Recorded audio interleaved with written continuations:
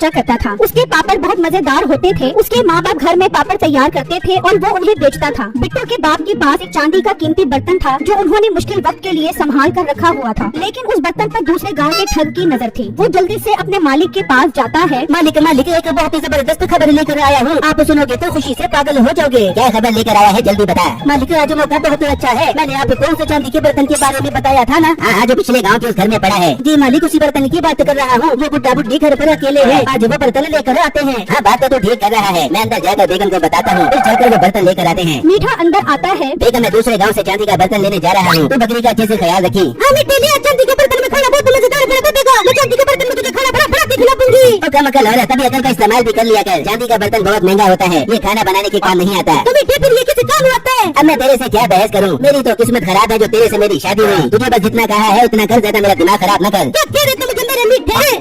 बकरी का अच्छे से ख्याल रखी, मैं जा रहा हूँ। ये कहकर मीठा वहाँ से चला जाता है और मुलाजिम के हमरा वहाँ से निकल पड़ता है और वो दोनों बिट्टू के घर आ जाते हैं। मालिक, यही वो घर है, चलो अंदर जाकर वो बर्तन उठा लो। तू पागल तो नहीं हो गया? मैं तेरा मालिक हूँ, मैं अंदर जाकर उठाऊंगा। चल तू अंदर जा, वो बर्तन लेकर आ। मुलाजिम अंदर जाता है और जैसे बर्तन उठाता है तो बिट्टू का बाप वहाँ पर आ जाता है। कभी इंसान तो हमारा चांदी का बर्तन उठाने आया है, रख दे इसे। वो डर जाता है। मालिक, बुढ़ा बुढ़ी आ गए, जल्दी आ जाओ। मीठा अंदर आ जाता है और उसे धक्का देता है। वो दूर जाकर गिरता है और वो दोनों चांदी का बर्तन लेकर चले जाते हैं। शुक्र है ये बर्तन खैर खैरियत से अपने हाथ लग गया है। अब मैं इसे बेचकर एक घोड़ा खरीदूंगा और फिर हम गांव में चोरी उस घोड़े पर जाकर करेंगे। हाँ मालिक, बात तो आपने बिल्कुल ठीक की है। अच्छा मालिक, बहुत जोर की भूख लग रही है, कुछ खाने पीने के लिए ले लेते हैं। थोड़ा सब्र कर, इतना भूखा न बन, चल कर खाना खाएंगे। वो दोनों जा रहे होते हैं कि रास्ते में बिट्टू की नजर उन पर पड़ जाती है। वो उनके हाथ में चांदी का बर्तन देखकर परेशान हो जाता है। यार, ये तो बिल्कुल हमारे जैसा चांदी का बर्तन है, मगर ये बर्तन इनके पास क्या कर रहा है? मुझे इनका पीछा करना चाहिए। बिट्टू उनके पीछे पीछे जाता है, यहाँ तक कि वो उनके घर पहुँच जाता है। यार, मैं भी कितना बेवकूफ हूँ, जो अपना काम छोड़कर इनके पीछे आ गया हूँ। दुनिया में एक चांदी का बर्तन थोड़ी ना है, चांदी के बर्तन तो भरे पड़े हैं। अब मुझे अपनी बेवकूफी पर गुस्सा आ रहा है। ये कहकर बिट्टू वहाँ से चला जाता है और वापस अपने पापड़ बेचना शुरू कर देता है। फिर जब शाम होती है तो वो अपने घर आता है तो उसके माँ बाप घर के बाहर ही खड़े होते हैं। क्या अम्मी अब्बू जान, आप दोनों घर के बाहर क्यों खड़े हैं? और अब्बू जान, आपकी ये हालत कैसे हो गई? बेटा, गजब हो गया, आज तो चोर हमारे घर आए थे और हमारा चांदी का बर्तन चोरी करके ले गए। बेटा, उन्होंने मुझे इतनी जोर से धक्का दिया कि मेरा हाथ ही टूट गया और वो बर्तन ले गए। बिट्टू को फौरन जहन में आता है कि वो जो बर्तन लेकर जा रहे थे वो बर्तन उनके बर्तन जैसा था। बेटा, हमारा बर्तन कैसे वापस आएगा? अम्मी जान, हमारा बर्तन वापस आ जाएगा, मुझे पता है वो बर्तन कहाँ पर है। कहाँ पर है हमारा बर्तन? फिर बिट्टू उन्हें सारी बातें बताता है, जिसे सुनकर उन्हें कुछ तसल्ली होती है कि शायद अब उनका बर्तन वापस मिल जाए। बेटा, तू इंतजार क्या कर रहा है? जा और अपना बर्तन लेकर आ। बिट्टू मुँह पर कपड़ा बांधकर घर से निकल जाता है और चलते चलते मीठे के घर पहुंच जाता है तो देखता है कि मीठे के हाथ में वो बर्तन होता है और मीठा अपनी बीवी के साथ खड़ा होता है। देख रही है बेगम, मैं कितना खूबसूरत चांदी का बर्तन लेकर आया हूँ। मीठे चांदी के बर्तन को जमीन में गाड़ दे,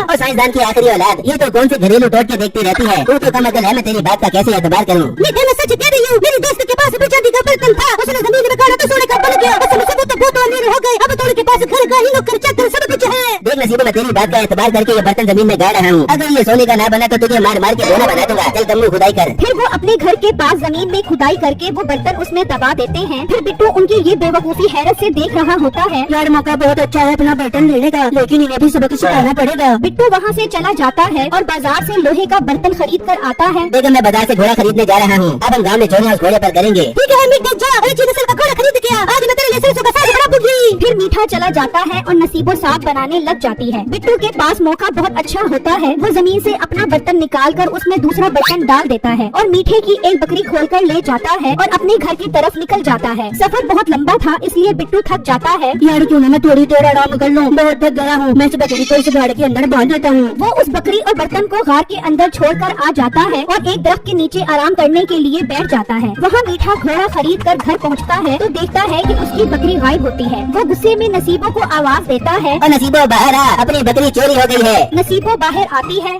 मीठे, अपनी बकरी कौन चोरी करके ले गया? कम्मू, वो चोर अभी ज्यादा दूर नहीं गया होगा, चल उसका पीछा करते हैं। वो दोनों निकल जाते हैं और जब गार के पास आते हैं तो बिट्टू की नजर उस पर पड़ती है। वो अपने सर से टोपी उतार लेता है। जब वो दोनों उसके पास पहुँचते हैं। और लड़के, तूने किसी बकरी को देखा है? बकरी? हाँ हाँ भाई, मैंने देखा था, एक आदमी बकरी लेकर जा रहा था, वो रबाटी गाँव में रहता है। लेके हमें ले चलो, वो आदमी हमारी बकरी चोरी करके ले गया है। भाई साहब, वो आदमी बहुत खतरनाक है और उनका गाँव भी बहुत बहुत दूर है। तो तुम ये घोड़ा ले जाओ, मेरा मुलाजिम तुम्हारे साथ चला जाता है। तो फिर इस टोपी पर कौन हाथ रखेगा? इसमें बहुत ही कीमती बाज है, पूरे 1 लाख रुपए का। एतबार है तो अपना घोड़ा दे दो, मैं तुम्हारी बकरी लेकर आता हूँ। हाँ ठीक है, इसका 1 लाख रुपए वाला बाज भी तो हमारे पास है ना। कम्मू तो इस टोपी पर हाथ रख ताकि ये बाज बाहर न निकल सके। लड़के तुम ये घोड़ा ले जाओ और हमारी बकरी वापस लेकर आओ। बिट्टू उस घोड़े को ले जाता है और गार के अंदर चला जाता है। कम्मू टोपी पर हाथ रख कर बैठ जाता है। बिट्टू गार की दूसरी तरफ से वो बकरी और अपना बर्तन ले जाता है और अपने घर पहुंच जाता है। उसके माँ बाप अपना बर्तन देखकर खुश हो जाते हैं। बिट्टू उनको सारी बातें बताता है। अरे बेटा तू तो बहुत अक्लमंद है, उनको अच्छा सबक सिखाया है तूने। हाँ पूजान, हमारा बर्तन चोरी करके ले गए थे, मैं बर्तन के साथ साथ उनकी बकरी और घोड़ा भी ले आया हूँ। वहाँ इतना टाइम गुजरने के बाद जब बिट्टू नहीं आता तो मीठा समझ जाता है कि वो हमें चूना लगा गया। कम्मू मुझे लगता है वो वापस नहीं आएगा। चल उसका 1 लाख रुपए वाला बाज निकाल कर ले जाते हैं। वो जैसे टोपी उठाता है तो अंदर कुछ भी नहीं होता। अरे दत्त तेरे की, ये तो बहुत बड़ा सियाना निकला। अंदर तो कोई बाज नहीं है, मतलब हमारी बकरी भी इसने चुराई थी और हमें धोखा देकर हमारा घोड़ा भी ले गया। हाँ मालिक, वो तो बहुत तेज लड़का था। मालिक अब हमारे पास वो चांदी का बर्तन है, वो सोने का बन गया होगा, उसे निकाल कर बेच चुके हैं। घोड़ा बकरी गाय सब आ जाएंगे। अरे वाह कम्मू, तेरी इस बात से मुझे बहुत हौसला हुआ है। चल वो बर्तन निकालते हैं। वो घर आकर जब बर्तन निकालते हैं तो वो लोहे का होता है। मीठे को बहुत गुस्सा आता है। ओ मोटी नाक वाली औरत, तू तो कह रही थी ये बर्तन सोने का बन जाएगा, ये चांदी का बर्तन तो लोहे का बन गया है। मतलब मेरी दोस्त जो तो बोल रही थी, मैं भी उसके पास जाती हूँ। हाँ तो उसके पास जा और अब कभी वापस न आई। मेरा रिश्ता आज से खत्म। मीठे को क्या पता था कि बर्तन तो बिट्टू ने तब्दील कर दिया है। मीठे का सब कुछ लुट जाता है और बिट्टू के पास घोड़ा और बकरी भी आ जाती है।